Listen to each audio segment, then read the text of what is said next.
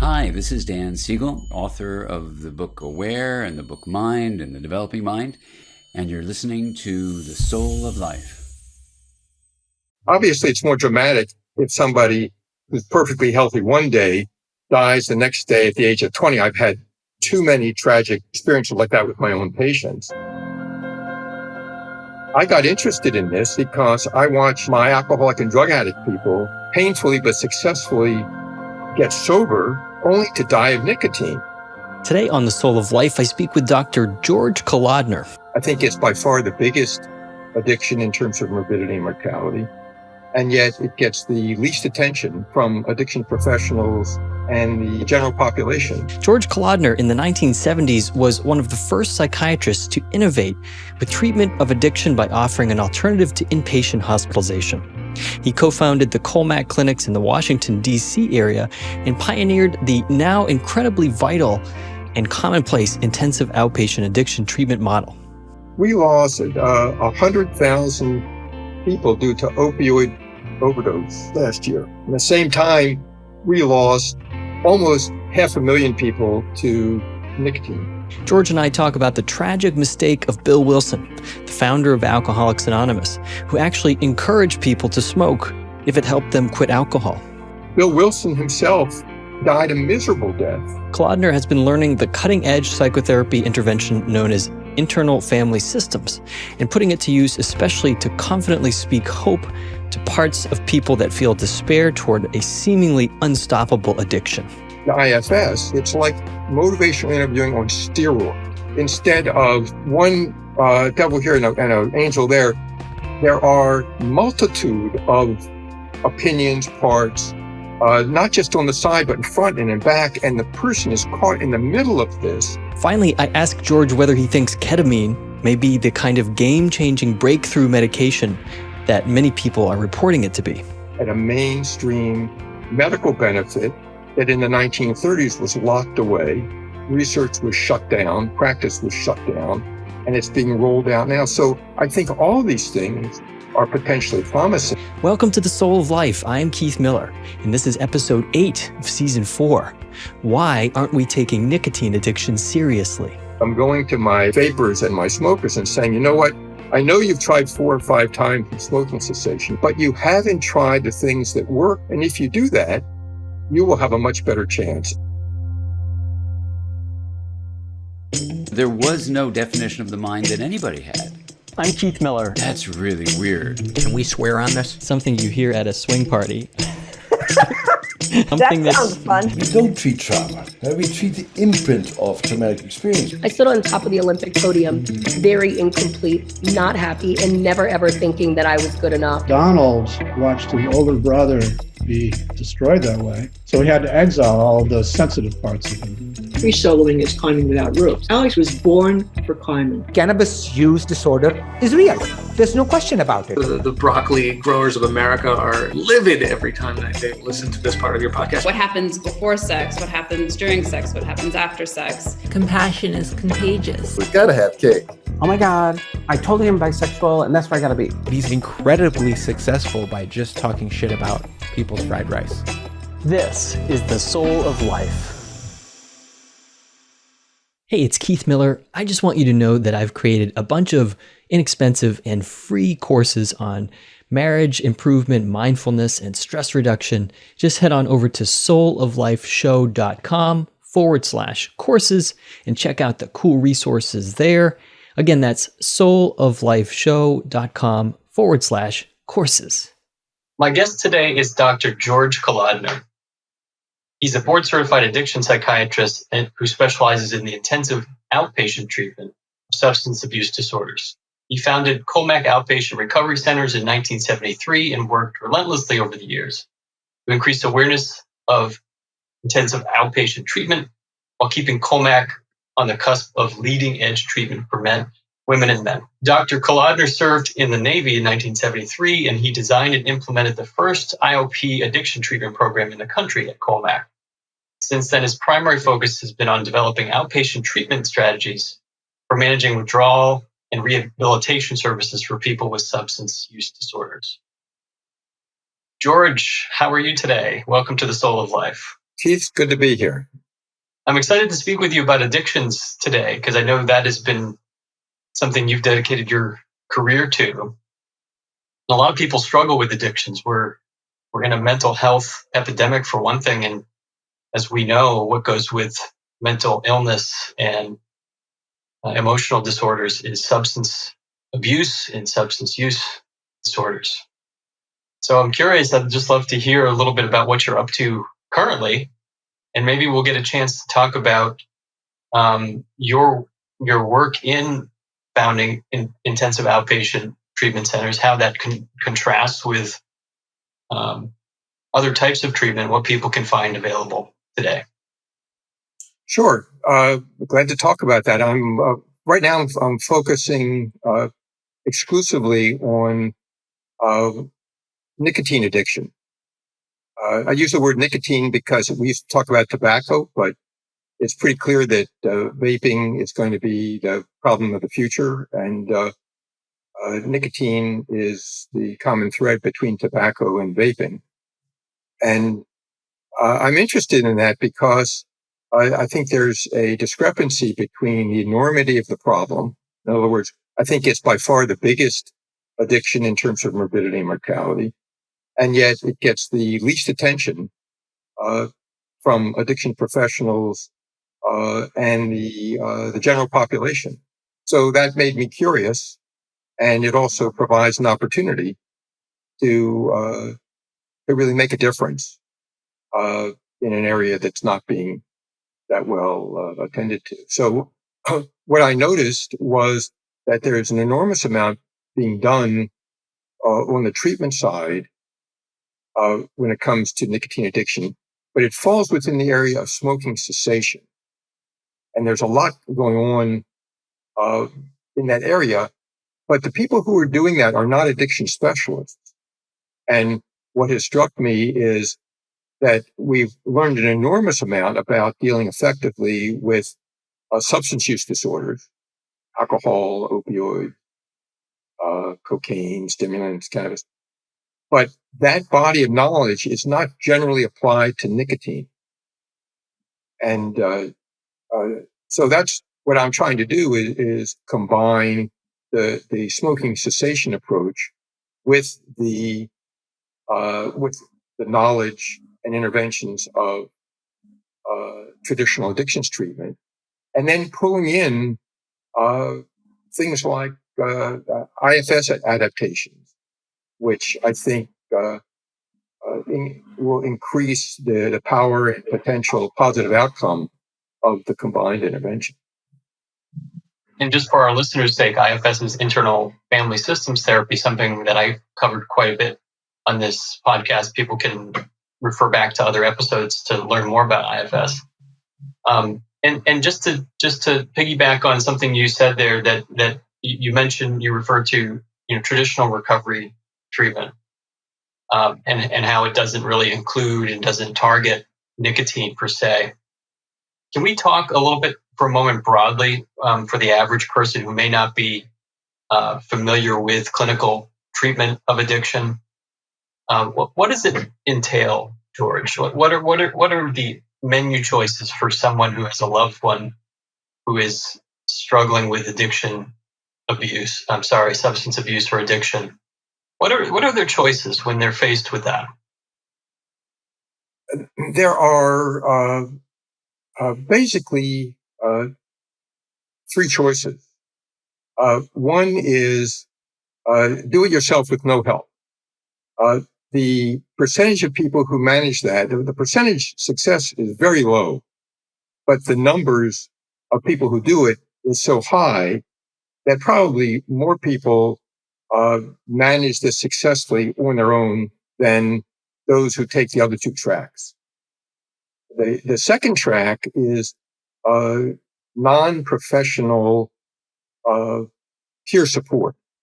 That area has been dominated by the 12-step programs, specifically AA, since the 1930s when it was founded.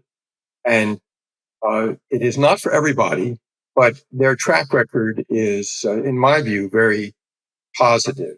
The 12-step program, Alcoholics Anonymous, Bill Wilson, the big book, was such a game changer that it really has dominated the treatment field as far as addictions. On the other hand, I think it sounds like you're saying there's downsides to it. It's not for everybody. Yeah, it's nothing is for everybody. So the more choices you have, the better. And fortunately, there are many more choices for people who can either use these other options, such as smart recovery, which is a cognitively based approach. There's others that are specifically religious, like Celebrate Recovery. So there are different things for different people, and more and more, instead of being competitive, people are combining these different approaches and using them multiply. So on the non-professional peer support, there are a lot of options out there, and the price is certainly right, and the convenience is right. And then the third track is professional treatment, and that basically comes in two flavors, if you will. The traditional addiction treatment was residentially based, your typical 28-day rehab, and that was the really only option when I got interested in the early 70s. And I was very impressed with it. That's the first effective professional treatment I ever saw was in a residential setting. But most people can't access residential, either because they can't take a month off or they can't afford it. So I became very interested in adapting the residential model to an outpatient setting, particularly, especially for people who are working. That became my primary focus, people who were working or who had responsibilities of maintaining a home, typically the moms. So that's why I developed what eventually became intensive outpatient. And the few studies that are out there support the notion that for most people, for 90% of the people, an outpatient option is just as effective as inpatient, and it's more accessible, much more accessible. And it also happens to be about 20% of the cost. Right. So it allows people to fit addictions treatment into their life. The barrier for them to say no, the reasons for them to say no is lowered.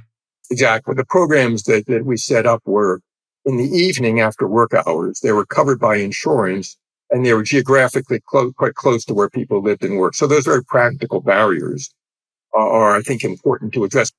Yeah, and as it relates to what people actually do in the program, in a intensive outpatient program like the Kolodner Clinic offers,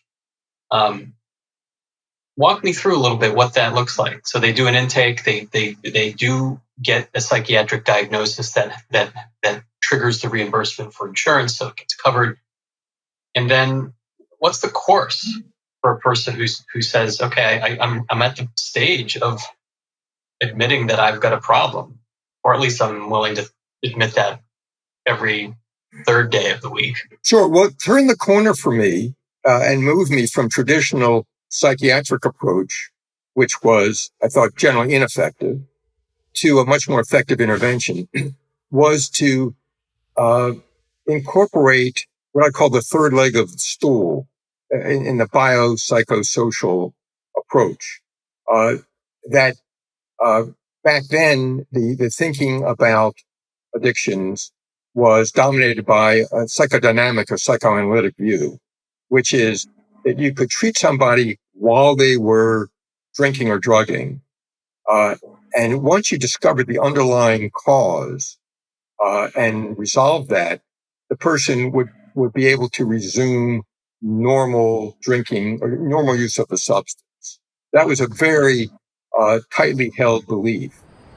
Please take the time now to subscribe to The Soul of Life wherever you're listening, give it a thumbs up, or write a positive review. I believe that there's something different about the biology of these people so that they could never use in this normal way.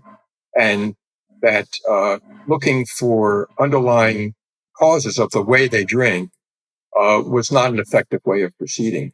So one of the fundamental differences with the traditional addiction treatment approach is that you begin with abstinence. You don't work toward abstinence.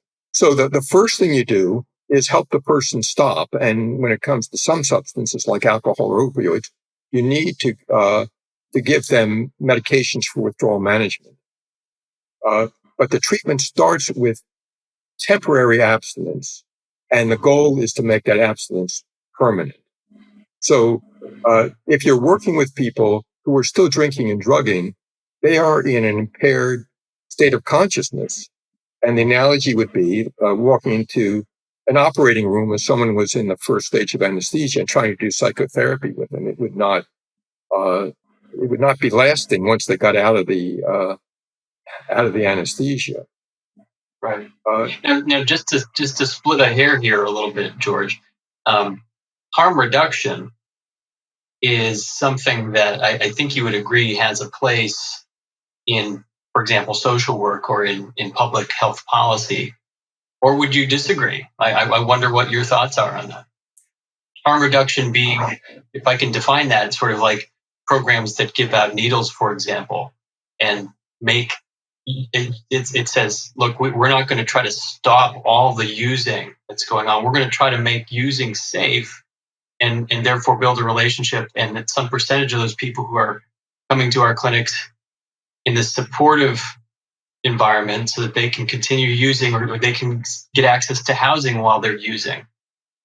So their basic needs are taken care of. Then at some point, some stage, some volume of those people filter into treatment. That's the hope.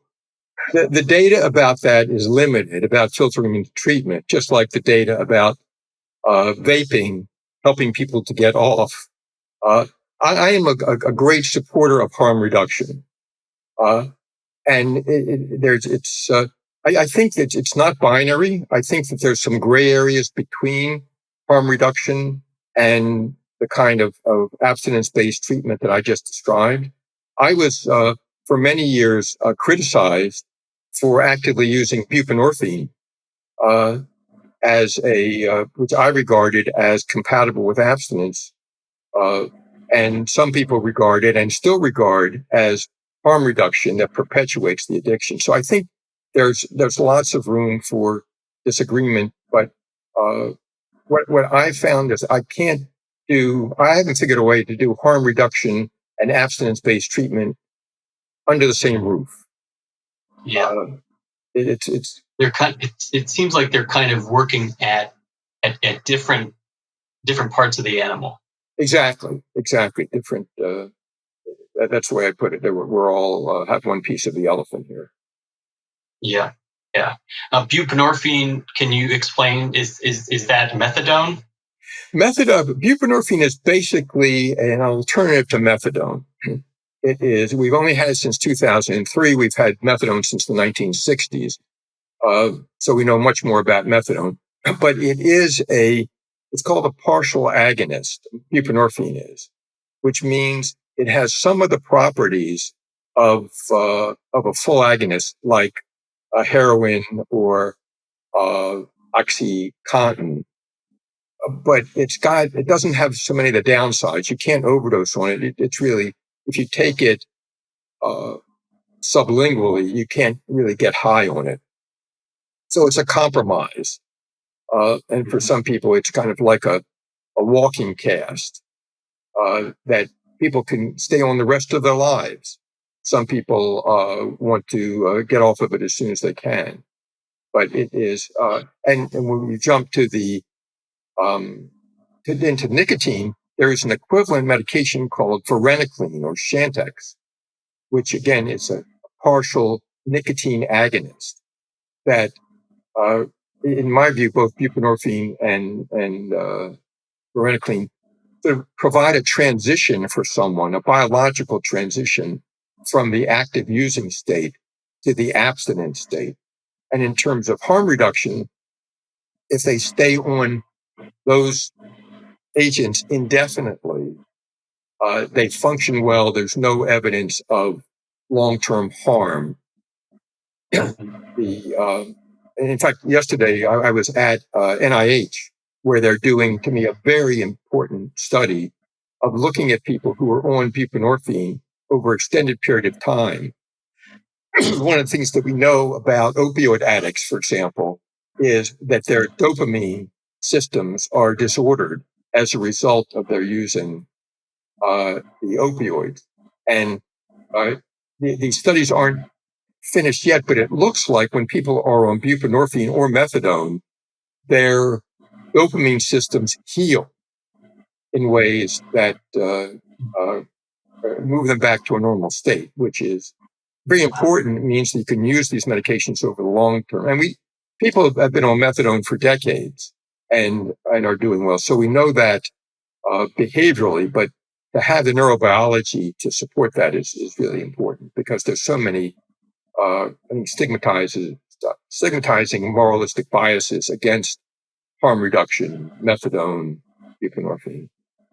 Right. No, they're really necessary elements in any holistic treatment program that's going to be effective for all levels of abuse. I like your word holistic, because to me, holistic is the opposite of orthodoxy. And the trouble with orthodoxy is it begins to rule out potentially useful interventions. And these problems are so hard to treat that we need everything that's going to work. Yeah. Yeah. My saying has always been, if it works, I'm interested. Mm-hmm. Right. Let's figure it out. What do you think? Is anybody talking about or looking at an additional step down? So you're talking about methadone or buprenorphine as a walking cast or a crutch. That's a harm reduction step, and then they're being supported potentially with other medications to treat, for example, underlying depression, underlying trauma, underlying anxiety, compulsivity. What about effective use of therapeutic ketamine? Is anybody talking about that in the graduation? There's a lot of interest in that. I'm very cautious. So by all means, let's look at it, but in a cautious, studied way. Yeah, psychedelics are in the same. I did an episode with Dr. Michael Mithofer, who is the lead investigator.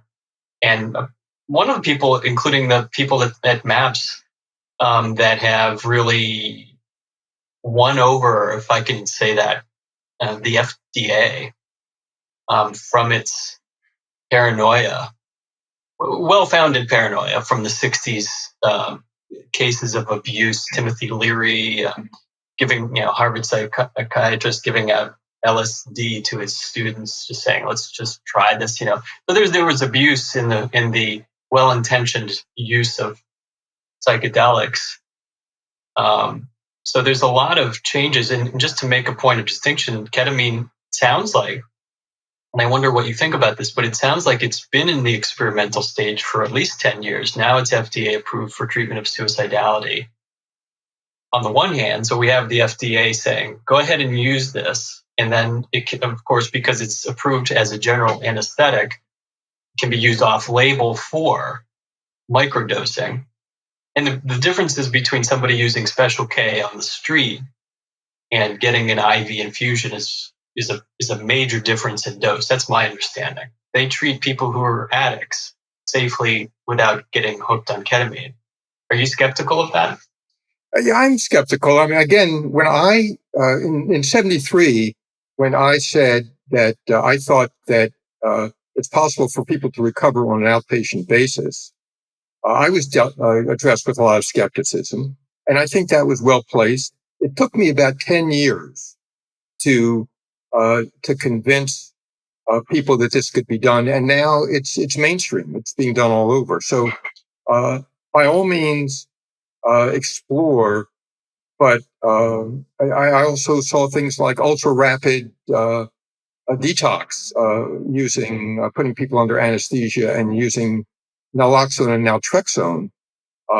And that had enthusiasm. There were billboards advertising that. And after some people died and their practitioners went to jail, it was reassessed. And I think the problem with something like the naltrexone is it probably has a place, but because the practice kind of overreached and the methodology wasn't followed, as a result, something that could have been useful is now not going to be used. Things like MDMA were initially found to be promising interventions decades ago, and they were put precipitously into Schedule 1 and not researched, and they're now being brought out for examination. Same thing with cannabis. Cannabis had a mainstream medical benefit that in the 1930s was locked away. Research was shut down, practice was shut down, and it's being rolled out now. So I think all these things are potentially promising. It's a matter of going about it in a scientific way, as opposed to overly enthusiastic on the one hand or overly fearful on the other. There's a middle ground here. There's a middle ground. Yeah, that's really well said. I'll refer our listeners to an episode I did with Dr. Samoon Ahmed, a medical researcher on cannabis.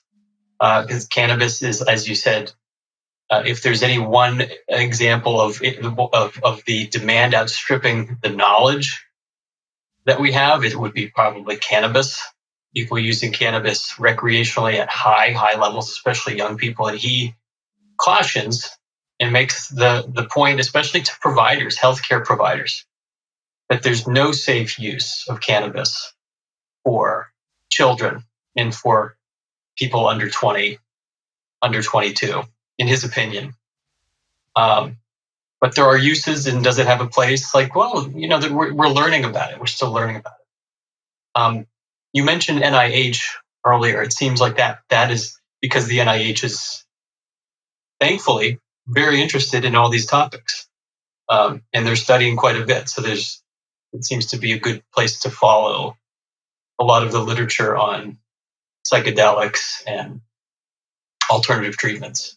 Yeah, there's a lot of misinformation out there. But if you go to the NIDA website, which I believe is drugabuse.gov, you can trust what's on there. And specifically, Nora Volkow, who is the head of it, has a blog, and I have a high level of confidence in what she has to say, both about the biology of it, but also about the practical problem. And it's also very well displayed. The graphics are good. Yeah. They condense material from other places. So that's, I think, a good source of information. Yeah, it's a good point, George. Of course, we live in an age of people who don't really read. Well, that's a whole nother topic. But for those whose professions depend on reading and staying up with it, it's not very hard to find very good information out there. So I think that's an important reminder to all of us to stay current.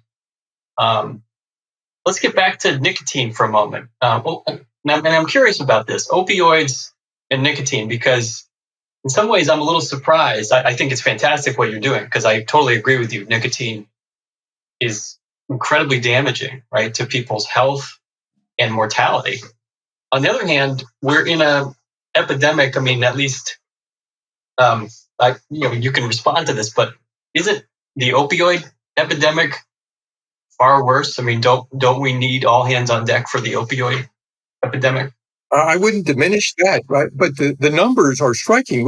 We lost 100,000 people due to opioid overdose last year. At the same time, we lost almost 500,000 people to nicotine.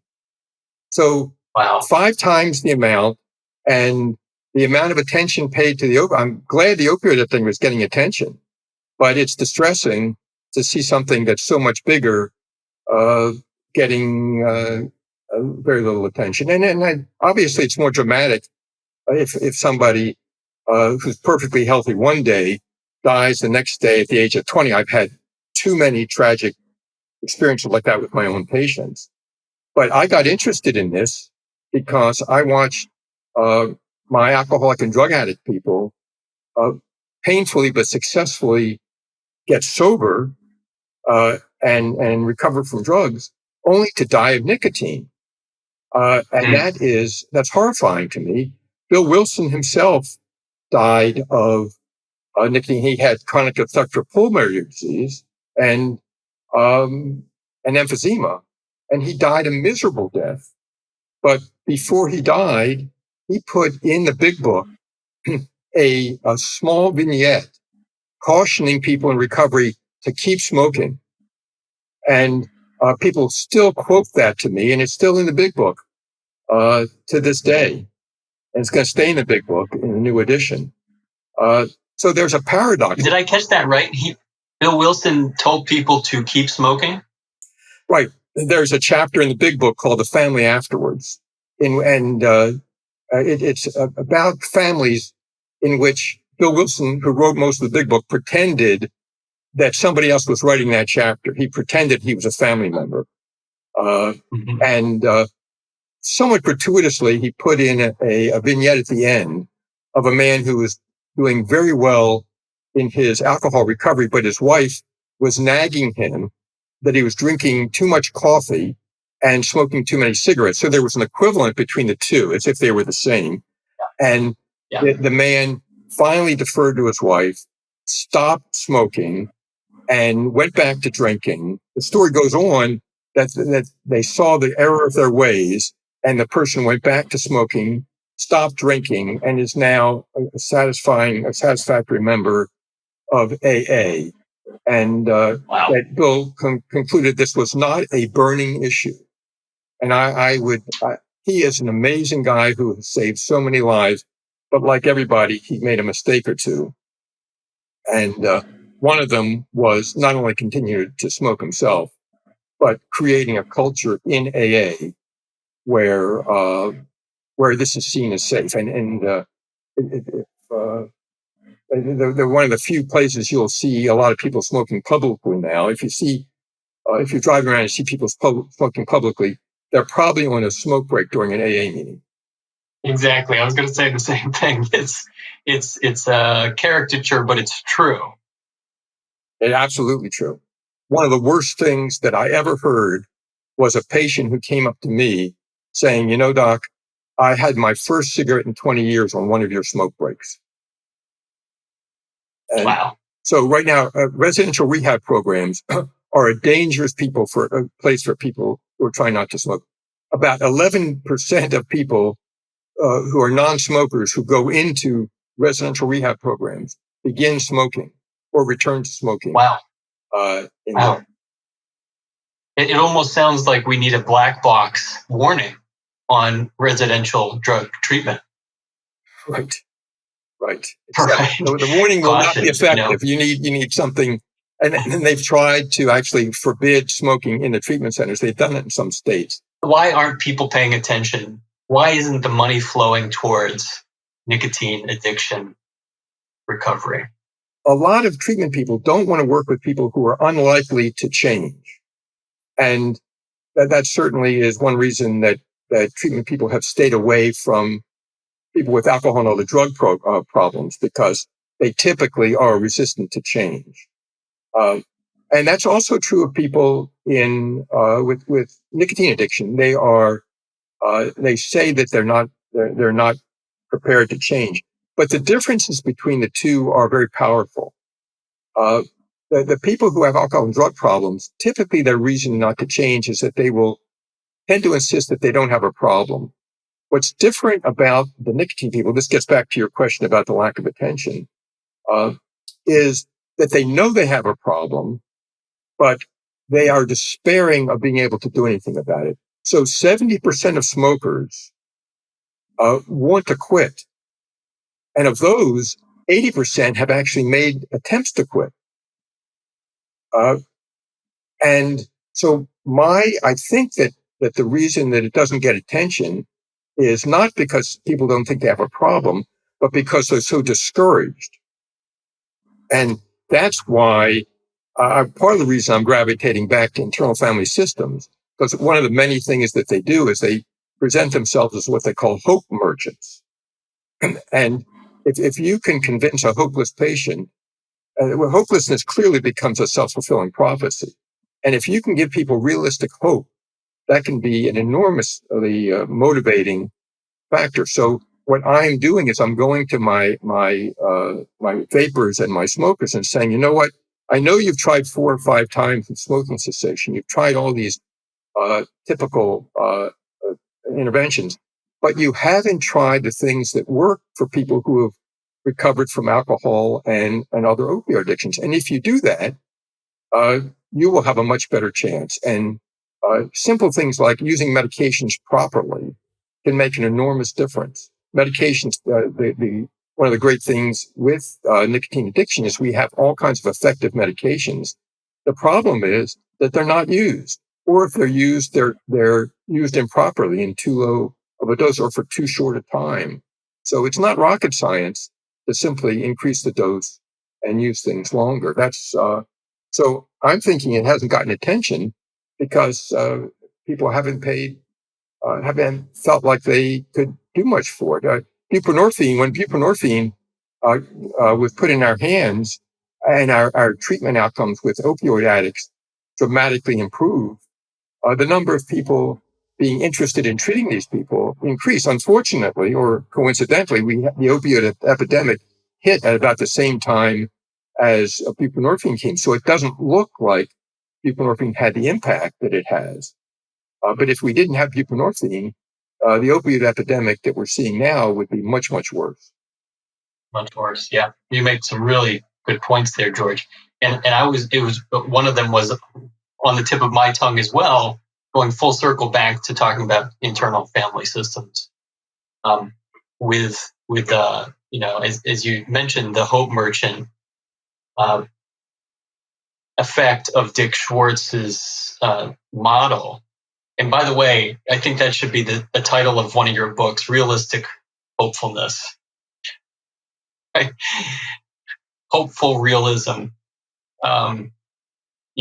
It's something I think that is operationalizing that. If I could summarize for people who aren't familiar with IFS and internal family systems, what it is, it would be that very thing. It's an operationalized, systematized way of delivering or injecting realistic hope. It's working with one part of a person at a time, dealing with that particular part's concerns, fears, worst memories, nightmares, paranoias, and addressing them with a realistic assessment. And we could say, I think, a mindful approach, which is to say, well, if we take one more step into this state or place that the part is afraid of going, let's see what happens. And if nothing bad happens, we'll take 2 steps. And if nothing bad happens, then we'll take another step. How did you learn about IFS? And what have your impressions been so far about contribution that it's making in the field? I've been very interested in the past with trauma survivors because a tremendous number, particularly of women who have substance use disorders, are childhood trauma survivors. So I was used to doing traditional trauma work with parts back in the 90s, and when I encountered IFS, which I learned about for the first time just within the past year, they were speaking language that was familiar to me in terms of parts work. But also what I liked about it so much is that one of my frustrations in working in substance use disorders was that the dynamic therapy, psychodynamic therapy, which I was trained in, I could never find a space for. And what I watched was that the psychological thinking about substance use disorders transitioned from one dominated by what was called denial, that the addicts were in denial of their problem. I think that's a misappropriation of a psychodynamic conflict. But they, in recent years, they've moved to the concept of motivational interviewing, which is based not on denial, but on ambivalence, which is a much more internally dynamic process. Motivational interviewing doesn't talk about parts. But my patients for years would say, doc, I've got a devil on one shoulder and an angel on the other shoulder. And then they're each talking into my ear, one saying it's okay to use, and the other one saying don't use. So patients are comfortable with that kind of dialogue. When I discovered IFS, what that made me think of was that motivational interview, it's like motivational interviewing on steroids. Instead of one devil here and an angel there, there are multitude of opinions, parts, not just on the side, but in front and in back. And the person is caught in the middle of this, and they're frozen in indecision by all these conflicting parts. And the idea that you have, aside from that, a self who can mediate between all these conflicting opinions and try to come to a rational consensus and break this paralysis of indecision, gave me the belief that in addition to the proper use of medications and establishing these people in a supportive community, if you could psychotherapeutically get inside and talk about their experience, that would be, you come out with better outcomes. Everything comes out to better outcomes. So I'm really excited about applying this. And as you probably know, there's someone within IFS, C.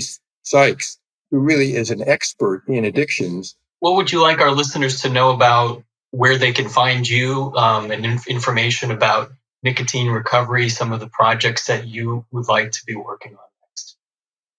Sure. I am just getting the logistics up. I'm going to have a website. The website address is tripletrack.com.